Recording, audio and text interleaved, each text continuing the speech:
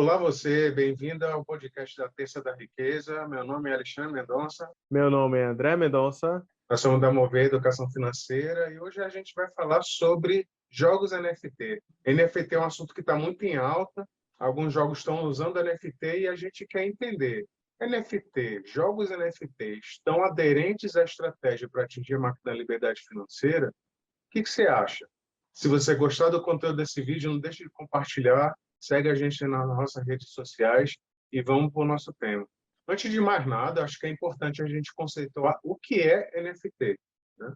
NFT é uma sigla em inglês que significa, em português, token não fungível. O que significa exatamente isso, né?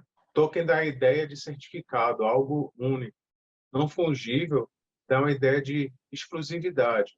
Por exemplo, se eu pego uma nota de R$ 50 e André tem uma nota de R$ 50, eu troco uma nota de R$ 50 com ele, eu continuo com o mesmo valor que é R$ 50 e André continua com o mesmo valor que é R$ 50, né? Mas agora, se eu tenho a chuteira do Ronaldo Fenômeno, que fez 2 gols na final da Copa do Mundo de 2002, e André tem a mesma chuteira, vocês concordam que a minha chuteira ela é única? Ela tem um valor que, se eu trocar com o André, eu vou perder valor e André vai ficar com o valor que aquela chuteira foi do Ronaldo Fenômeno, que jogou a final da Copa do Mundo de 2002 e fez os gols da final da Copa do Mundo. Se você tem esse item que ele é único, ele tem um valor único, você tem um item não fungível. E se você tem um token de um item não fungível, você tem um certificado que garante que aquele item ele é único, ele é não fungível, ele tem um valor único. Essa é a ideia por trás da NFT. Agora, como é que a gente garante que o item ele é único? De onde vem essa ideia desse certificado, desse token? Porque por debaixo da NFT a gente tem uma tecnologia chamada blockchain. Essa tecnologia blockchain, que é utilizada pelas criptomoedas, ela garante que aquele item é único, como se fosse um livro caixa, um livro razão, que garante que aquele item ele é único. Tá, então a gente está querendo dizer que criptomoeda, Bitcoin, Ethereum, seja qual for. Então a gente está querendo dizer, por exemplo, que criptomoedas como Bitcoin e Ethereum, elas são NFT, elas são únicas? Não, elas não são únicas, elas não são não fungíveis, porque se eu tenho um Bitcoin, André tem um Bitcoin, eu troco de Bitcoin com o André, eu vou continuar com o Bitcoin, ele também vai continuar com um. Então, a criptomoeda em si, ela não é um NFT, mas a tecnologia por debaixo dela, que é o blockchain, ela ajuda a criar essa identidade única na NFT. E, atualmente, a NFT está sendo muito utilizada para arte digital. Então, você cria um vídeo único do seu celular, de um ângulo exclusivo, de um gol da final do Campeonato Brasileiro. Então, você pega aquele vídeo, você leva, cria um NFT com ele, ou seja, você cria uma identidade única para ele e coloca para vender, e aí quem comprar vai estar comprando a sua NFT, que é um vídeo de um ângulo exclusivo do gol da final do Campeonato Brasileiro, por exemplo. Muita arte digital é criada para criar itens NFT. Eu espero que essa introdução tenha trazido para você um pouco da realidade do que é um NFT, e por NFT usar o blockchain, significa que a maioria das NFTs utiliza a criptomoeda como uma forma de pagamento. Então, assim, a gente tem muitas NFTs que são atreladas ao Ethereum, que é uma criptomoeda. Então, você compra o NFT usando como base a moeda digital, a criptomoeda Ethereum. Tem outras criptomoedas também que são utilizadas para você fazer transações de compra e venda de uma NFT. Mas o nosso vídeo está específico sobre jogos NFT. André, o que você pode trazer para a gente sobre jogos NFT?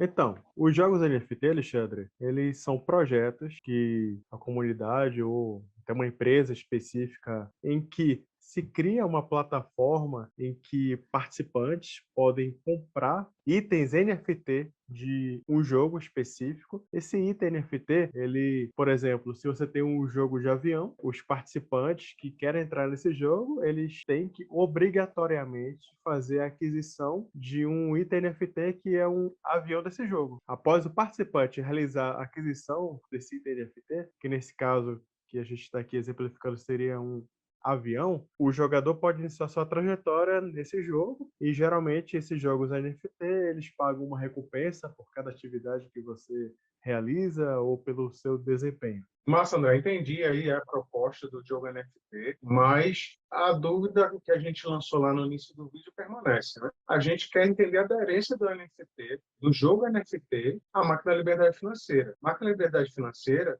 é quando você atinge um dia dos seus gastos mensais com renda passiva. Então, se existe alguma aderência de jogo NFT com a máquina de liberdade financeira, essa aderência deveria ser através da renda passiva. Se você consegue atingir renda passiva com a NFT, quando você atingir um dia dos seus gastos mensais com essa renda passiva, você atingiu a máquina da liberdade financeira. Mas existe renda passiva dentro do jogo NFT? Você consegue trazer algum case para a gente interessante para ilustrar essa ideia?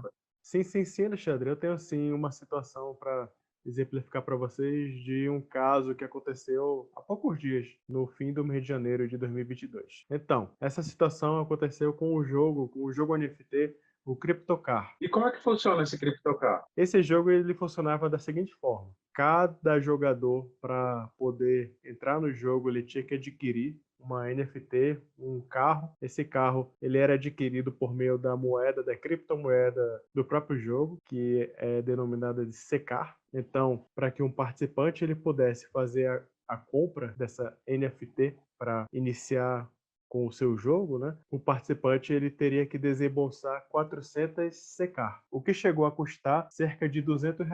E como é que funciona esse jogo? O jogador, ele, com a posse desse carro, ele tinha que equipar esse carro, tinha que abastecer esse carro e ele colocava o carro para participar de uma corrida. Essa corrida ela era automática e ele adquiria uma posição, ou ele era primeiro, segundo, terceiro, e a depender do desempenho desse carro, o jogador recebia uma recompensa. Essa recompensa ela era recebida na moeda do jogo, na criptomoeda do jogo, o CK. O jogador ele poderia optar se ele comprava outro carro, se ele equipava melhor o carro, ou se também ele resgatava esse dinheiro, né, para uma outra criptomoeda, ou então até para valores do mundo real, né? O real, o dólar, que a pessoa pudesse trazer essa recompensa, essa renda passiva, entre aspas, né, para o mundo real, para que a pessoa pudesse usufruir desse ganho. Mas, o que aconteceu? No fim de janeiro de 2022, ocorreu um movimento muito grande de venda dessas moedas, desse jogo, dessa criptomoeda, e a moeda ela derreteu. Se antes ela valia 50 centavos, ela passou a valer apenas 3 centavos. Ou seja, essa moeda que era utilizada para o recebimento de recompensas e para a compra dessas NFT não valia quase nada agora. Agora ela não vale quase nada. E o jogo ele parou de ser utilizado. Ou seja, as pessoas que compraram as NFTs, os carros, para jogarem, agora elas têm essas NFTs que não têm utilidade. Entendi, André. Aí a pergunta que fica é: esse contexto desse jogo NFT que você trouxe para a gente, ele era uma renda passiva? Ele foi uma renda passiva em algum momento? Ou a gente está falando de outra coisa que talvez não seja tão lícita assim? Então, uma renda passiva é sempre fruto, está atrelada a um ativo real, como, por exemplo, um fundo imobiliário. O fundo imobiliário, ele, na verdade, é uma representação, ele é composto, por exemplo, por shoppings ou por ativos reais, que eles geram renda por meio dos seus aluguéis. A gente tem as ações. As ações, elas geram lucros. É todos esses ativos que têm valor real, né, que estão inseridos no mundo real, eles geram uma renda, um lucro, um dividendo, e esse dividendo, ele pode sim ser considerado como uma renda passiva. Nesse caso desses jogos NFT, essa renda, essa recompensa, né, que algumas pessoas chamam por aí de renda passiva, eu não encaixo de forma alguma essa recompensa que os jogadores recebem como uma renda passiva efetiva. Por quê? Porque de uma hora para outra, sem nenhum aviso prévio, o jogo pode ruir. A moeda que é utilizada nesse jogo para todas as trocas, ela pode não valer nada. Então, todas as suas recompensas que você vai receber ao longo da sua trajetória nesse jogo, elas vão passar a valer nada. Então, assim, vocês têm que tomar muito cuidado com esse tipo de investimento que pessoas falam que é renda passiva. A gente não considera como renda passiva. Ela não tem as características necessárias e a consistência necessária para que a gente possa chamá-la de uma renda passiva que possa ser utilizada no médio e longo prazo? Pois é, pelo que a gente percebe, algumas pessoas parecem estar confundindo o investimento que tem uma valorização ou pode ter uma desvalorização com renda passiva. Quando você, nesse contexto que você falou, desse jogo NFT, que você jogava o jogo com o carrinho e dependendo da colocação que você atingisse no final da corrida, você ganhava prêmios, isso aí está parecendo muito mais um cassino, uma corrida de cavalos, uma aposta, do que uma renda passiva. Você está fazendo uma aposta, como é que é uma corrida de cavalo? Você aposta num cavalo e ele pode ganhar ou perder. Se ganhar, você ganha uma bolada. Se perder, você perdeu o seu investimento que você colocou naquele cavalo que não foi vencedor. É muito semelhante ao mecanismo desses jogos NFT. E a ideia é, se você está vendo um jogo NFT, um ativo qualquer, que diz estar gerando renda passiva para você, se pergunte, de onde vem esse dinheiro? Quando você pega um fundo imobiliário, você consegue responder. O dinheiro vem dos aluguéis pagos pelos inquilinos do fundo imobiliário. O fundo imobiliário é composto por imóveis, cada imóvel está sendo alugado, e o aluguel desses imóveis paga o fundo imobiliário, que paga nós, que somos cotistas desses fundos imobiliários. Paga, na sua maioria das vezes, mensalmente. Se você pega uma ação da Bolsa de Valores, tem uma ação, essa ação tem seu faturamento, tem suas vendas, e ao longo do período de apuração, ao longo do ano, essas vendas estão gerando lucro e esse lucro, parte desse lucro é repassado para os acionistas. Quem comprou a ação daquela empresa está recebendo de volta os dividendos, a renda passiva. Agora, o jogo NFT, o que está gerando de valor aquele jogo ali? Né? Quem está tirando o primeiro lugar? O que está gerando de valor para ser pago? Para receber um dividendo, receber uma renda passiva. Se a gente for tentar fazer esse paralelo, a gente não consegue responder essa pergunta, porque se trata de cassino, um jogo de cavalo. E nesse caso, nesse case aí que o André trouxe para a gente, foi um pouquinho pior, porque ele se assemelha não só a um jogo de cavalo, um cassino, mas se assemelha a uma pirâmide, né? Porque no final das contas, quando a base começou a crescer muito, quem estava no topo saiu, quem ganhou muito dinheiro saiu e deixou o pessoal da base tudo a ver navios, né, com um jogo que não valia mais nada, com as NFTs que não valiam mais nada e perderam todo o dinheiro investido no jogo. Quem estava no jogo pensando em ganhar dinheiro, perdeu todo o dinheiro investido. Quem estava pensando em jogar, teve a frustração do jogo ser cancelado, o jogo não poder mais ser jogado. Bom, e finalmente, André, qual é o seu parecer? Esse jogo NFT que você trouxe para a gente, esse case do CryptoCar, ele de alguma forma, ele ajuda a atingir a máquina da liberdade financeira? Na minha opinião, Alexandre, não. Por quê? Esse jogo, apesar das pessoas chamarem a recompensa de renda passiva, essa renda passiva ela não é real, ela não é consistente. E dois, esse jogo, ele tira o foco dos investidores para o que realmente importa. São investimentos consistentes em médio e longo prazo. E se você não foca no que realmente importa, que é estudar, adquirir uma mentoria, entender, praticar bons hábitos em finanças, e você, ao invés de fazer isso, você vai atrás desses jogos, de entender como é que funciona esse universo dos jogos NFT, quais são os melhores jogos, quais são os piores, quais são os jogos que têm uma maior chance de ter um ganho, né? Existem várias pessoas que passam o dia inteiro fazendo esses estudos. Isso tira o foco da pessoa para o que realmente importa, para o que realmente vai fazer com que a pessoa tenha um futuro melhor, tenha uma liberdade financeira efetiva. Existem até pessoas que falam que ganharam dinheiro utilizando os jogos NFT. E eu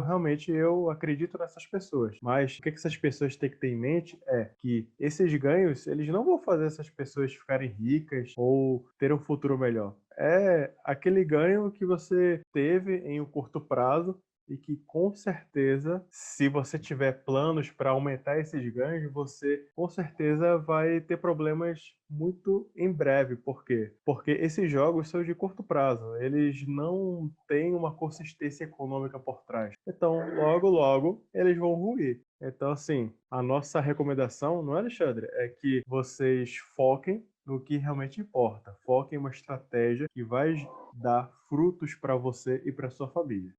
Acho que vale a pena a gente comentar que Se você quer jogar um jogo NFT como hobby, não tem problema nenhum. O seu hobby, o seu passatempo, quem decide é você. Mas se você está pensando em investimento, em adquirir independência financeira, pensando em renda passiva, talvez você tenha que reavaliar melhor e procurar outros métodos que não sejam um jogo NFT. Se você conhece algum jogo NFT que consegue trazer de fato uma renda passiva, traz para a gente, compartilha para a gente analisar e fazer um vídeo de resposta se realmente ele vale a pena para atingir a máxima liberdade financeira. Se você gostou do conteúdo desse vídeo, não deixe de compartilhar e nos seguir nas redes sociais. Obrigado, pessoal. Até o próximo episódio do podcast Terça da Riqueza. Tchau, tchau. Fui!